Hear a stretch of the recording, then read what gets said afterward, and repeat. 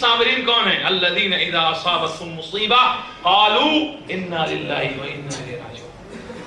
جب ان پر کوئی مصیبت آتی ہے تو وہ جزا فضا نہیں کرتے، شکوہ نہیں کرتے، بلکہ ان کی زبان سے جو بات نکلتی ہے وہ کیا ہوتی؟ ایسا کرتا تو کتنا اچھا ہوتا. نبی صلی اللہ علیہ وسلم نے فرمایا کہ تم پر کوئی مصیبت آئے، کوئی مصیبت تم کو پہنچے تو ایسا نہ کہو کہ میں ایسا کرتا تو ایسا ہوتا اور ایسا کرتا تو ایسا نہیں ہوتا، بلکہ یہ کہو کہ جو اللہ نے مقدر کیا تھا وہ ہو گیا.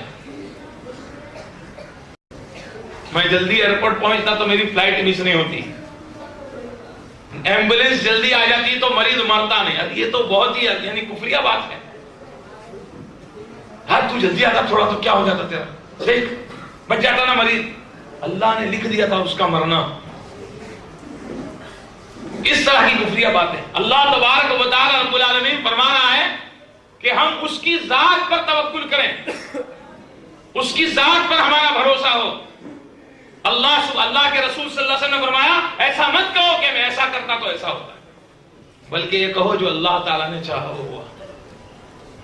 مومن کو ہر حال میں الذین اذا اصابتهم مصیبہ قالوا انا للہ، اس کی زبان سے جزا فضا کے کلمات نہ نکلیں، اس کی زبان سے یہ نہ نکلے کہ اللہ تعالیٰ کو میں ہی ملا تھا، نعوذ باللہ من ذالک، پتہ نہیں کون سا گناہ میں نے کیا ہے جس کی اللہ مجھے سزا دے رہا ہے، نعوذ باللہ من ذالک.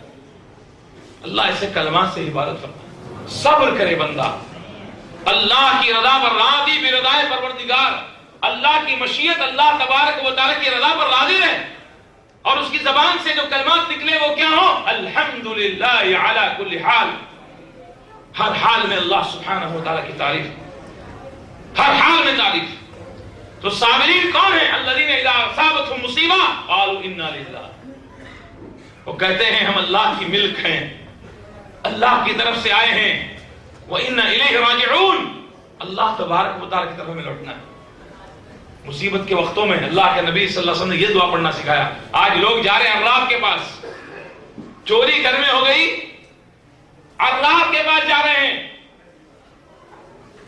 چوری کی خبریں بتانے والے کے پاس جا رہے ہیں لوگ، اور وہ جا کر کے کچھ جن پر شک ہے ان کا نام بتاتا ہے، شیطان کا اس سے کانٹیکٹ ہے، وہ لوٹے میں پانی بھر کے انگوٹھے پہ لگاتا ہے اور نام لیتا جاتا ہے.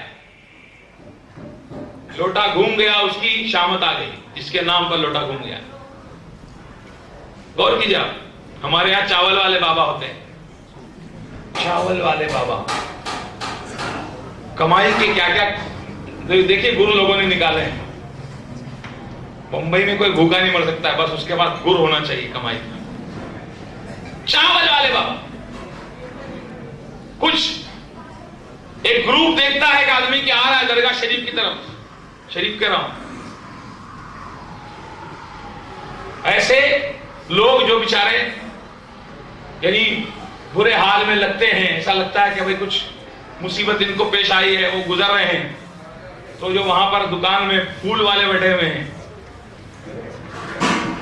زندوں کے کھانے کے لالے پڑے ہوئے ہیں اور مردوں پر پھول چڑھ رہے ہیں. کیوں نہیں ڈال دیتے برہنہ تن پر چادر مخمل کی مزاروں پہ چڑھنے والے ہیں. کتنے تن ننگے ہیں زندوں کے، لیکن آج مردوں پر مخمل ڈالا جا رہا ہے. کیوں نہیں ڈال دیتے برہنہ تن پر چادر مخمل کی مزاروں پہ چڑھانے والے ہیں. وہ دیکھتا ہے کوئی جا رہا ہے، کیا بات ہے بھائی چاول والے بابا چاہیے، ہاں چلو گراہک پھنس گیا، 10-20 کی ہماری کمیشن انکم ہو گئی.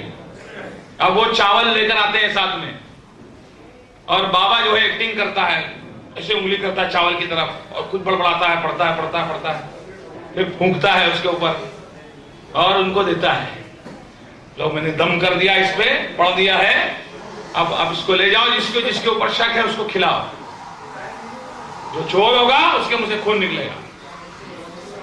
اتنا پہنچا ہوا ہے، جو چور ہوگا اس کے منہ سے خون نکلے گا،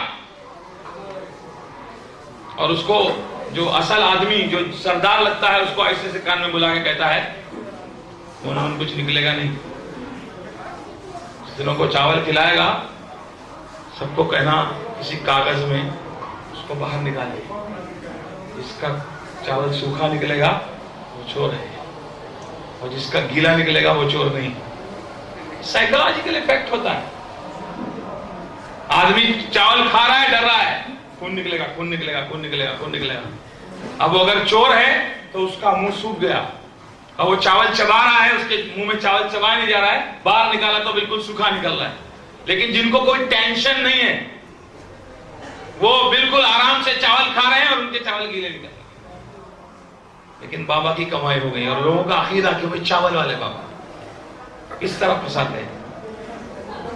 چوری ہو گئی، عراف کے پاس جا رہے ہیں، اس سے خبریں معلوم کر رہے ہیں کون چور ہے۔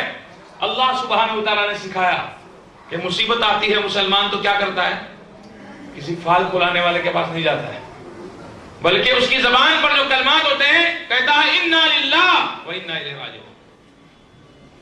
ام سلمہ رضی اللہ عنہ کا واقعہ فرماتی ہیں کہ ابو سلمہ کا جب انتقال ہو گیا، رسول اللہ صلی اللہ علیہ وسلم نے اس مصیبت پر مجھ کو دعا سکھائی کہ ام سلمہ تم یہ دعا پڑھا کرو انا للہ و انا الیہ راجعون اللہم اجرنی فی مصیبتی واخلف لی خیرا منہا۔ میں سوچتی تھی کہ ابو سلمہ سے بہتر شوہر مجھ کو کون ملے گا۔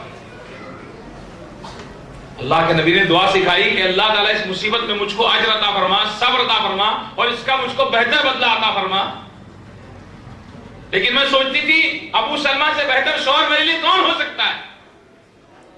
کچھ عرصہ گزرا تھا کہ محمد رسول اللہ صلی اللہ علیہ وسلم نے خود مجھے نکاح کا پیغام دیا۔ میں دعا کو پڑھتی رہی، ایک عرصے کے بعد اللہ کے نبی نے خود مجھے نکاح کا پیغام دیا اور میں سارے مسلمانوں کی ماں بن گئی، ام المؤمنین ہو گئی۔ تو یہ ہم کو طریقہ سکھایا گیا ہے۔ اس کے برخلاف آج مسلمان کہاں جا رہے ہیں؟ ذرا سی تکلیف، پریشانی، مصیبت آئی، کوئی روزی میں تھوڑی سی تنگی ہو گئی، بس کسی نے کچھ کر دیا ہے، تھوڑا سا اللہ تعالیٰ نے تھوڑا سا آزمایا، جبکہ اللہ تعالیٰ نے کہا ہے ہم تم کو آزمائیں گے۔ ذرا سی آزمائش آئی گھر میں، کاروبار میں، تھوڑی سی مصیبت آئی، بس کسی نے کچھ کر دیا، چلے ہیں کسی کے پاس، جا رہے ہیں، کسی تعویذ گھنٹے کے کاروبار والے کے پاس جا رہے ہیں، کسی ہاتھ دکھانے والے کے پاس جا رہے ہیں۔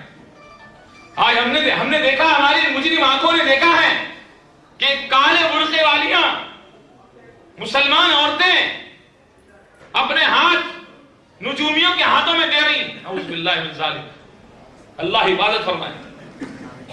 نامحرموں کے ہاتھ میں اپنے ہاتھ دے رہی ہیں۔ وہ آڑی جنسی لکیریں جو ہاتھ کی ہے اس کو دیکھ کر کے فیصلے کر رہا ہے۔ ہاتھ کی لکیروں میں تقدیروں کو ڈھونڈنے والوں، تقدیریں ان کی بھی ہوتی ہیں جن کے ہاتھ نہیں ہوتے ہیں۔ کیا ان کی تقدیریں نہیں ہوتی ہیں جن کے ہاتھ نہیں ہوتے؟ سوچیے آپ، ہاتھ کی لکیروں میں تقدیروں کو ڈھونڈنے والوں، تقدیریں ان کی بھی ہوتی ہیں جن کے ہاتھ نہیں ہوتے ہیں۔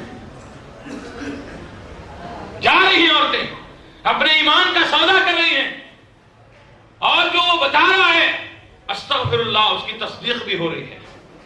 ایک دوسری کو دیکھ کر کہتی ہے دیکھ میرے ساتھ یہی ہو رہا ہے نا جو یہ کہہ رہے ہیں، میں تجھ کو ایک مہینے سے نہیں کہہ رہی ہوں کہ میرے ساتھ یہی معاملات ہو رہے ہیں۔